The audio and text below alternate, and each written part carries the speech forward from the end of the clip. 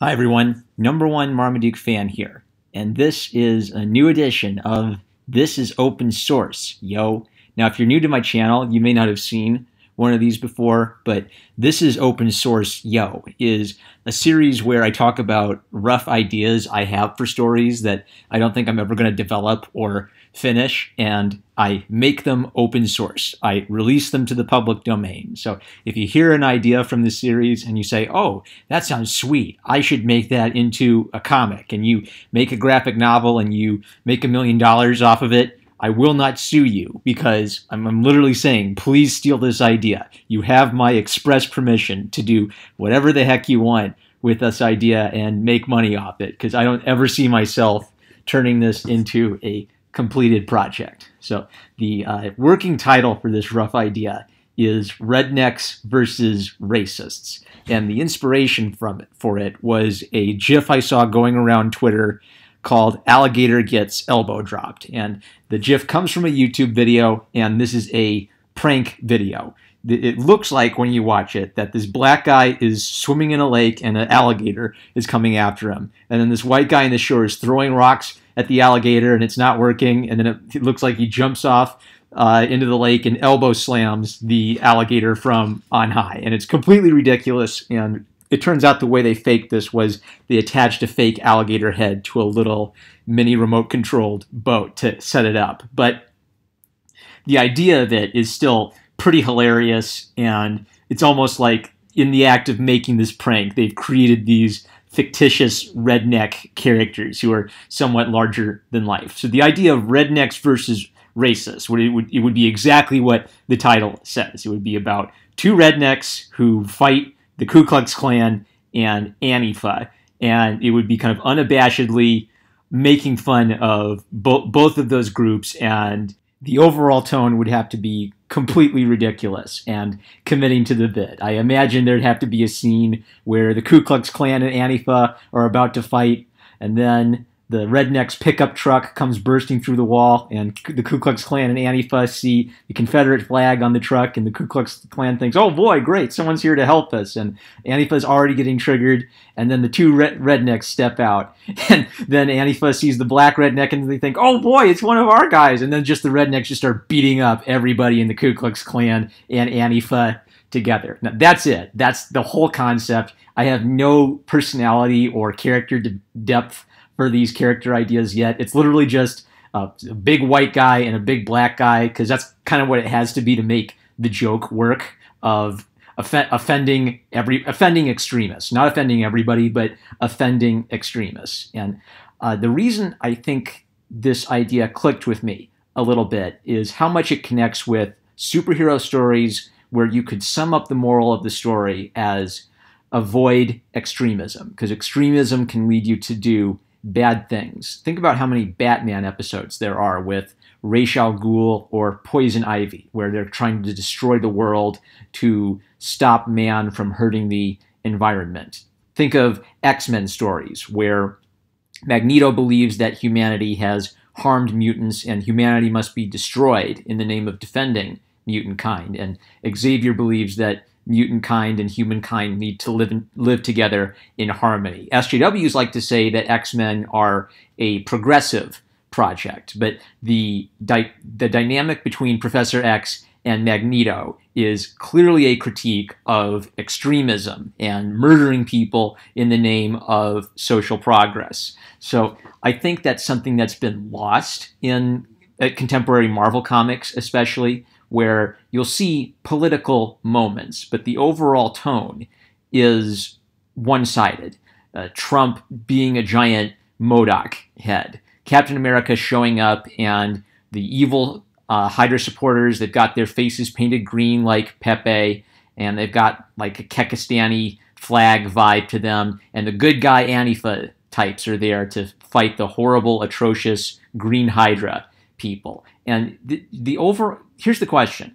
When does politics become burdensome? When do we reach that magical moment where it goes from being a comic story with politics in it, where the politics might actually add some flavor and dimension to the story, and it becomes a political tract like a Jack Chick tracked. I think part of it has to do with the politics of the writer and what they're trying to accomplish, and part of it has to do with the overall feel. All of the Nazi punching stories. The thing about Nazi punching stories is really there shouldn't be anything wrong with a story where the hero punches a Nazi. It's a lot of fun to read adventures where Captain America goes flying around fighting bad guy Nazis like Baron Zemo, because you like stories where good guys fight bad guys. The reason that Nazi punching comic books got old is everybody was able to tell that it was a veiled critique of Trump and anyone who voted for Trump or even sort of tacitly supported Trump. So they were the metaphorical Nazis in the worldview of these stories. And then you could translate that as violence against Nazis in these stories really translates to violence against Trump supporters. I remember reading the Silver Sable one-shot, and at one point she kills a literal 90-year-old Nazi nurse lady.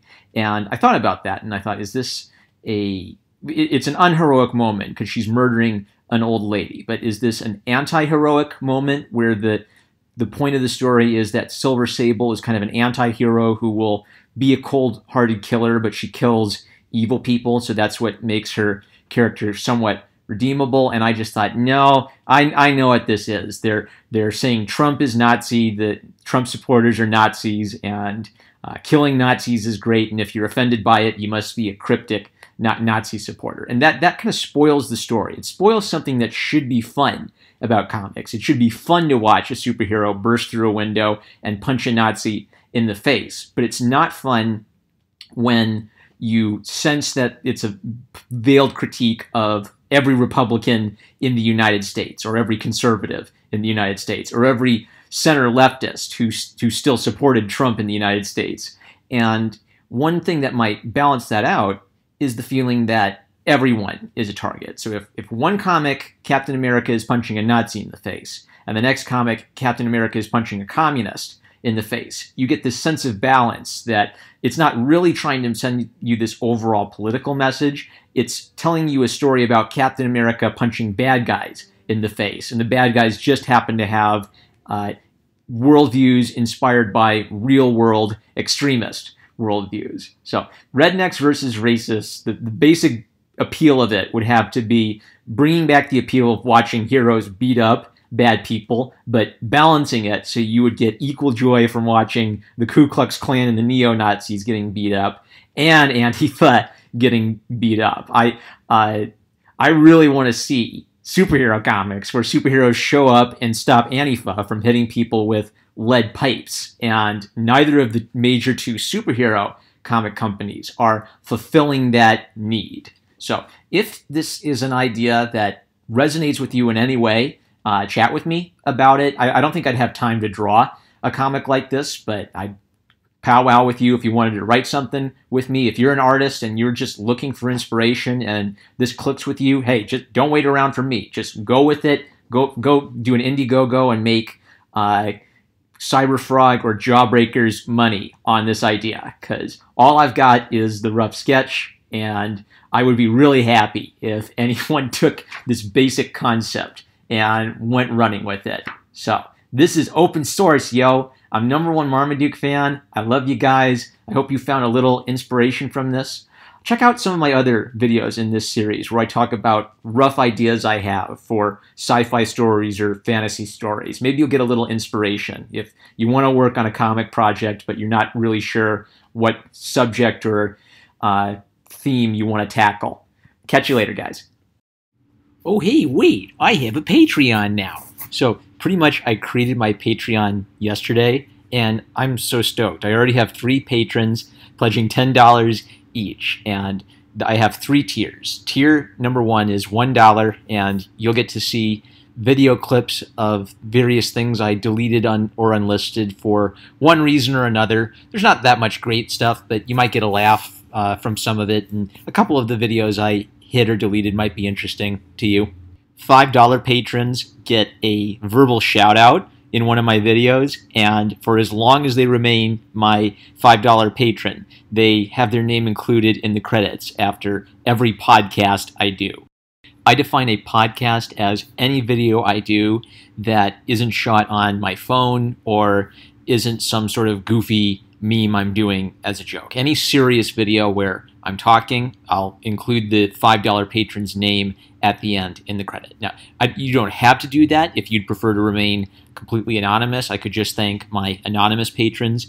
If you prefer to have a username or a brand be how you're identified, we could do that. So if you've got a YouTube channel, I could thank you according to your YouTube channel handle or Twitter handle. If you've got a website where you post your art or your music or your comics, I could thank you under that title if you prefer. Pretty much, you'll have a lot of control in deciding whether you want to have your name included in the credits, and if so, how you'd like to be named or recognized in the credits. So I've reached out to all 3 of my current patrons. I don't want to name them until I'm sure they're okay having their name shared or their accounts shared. So once I hear back from them, then I'm going to start the practice of including you wonderful people in the credits at the end of every video, and you will all be thanked by name by me. I am so excited. I never expected to get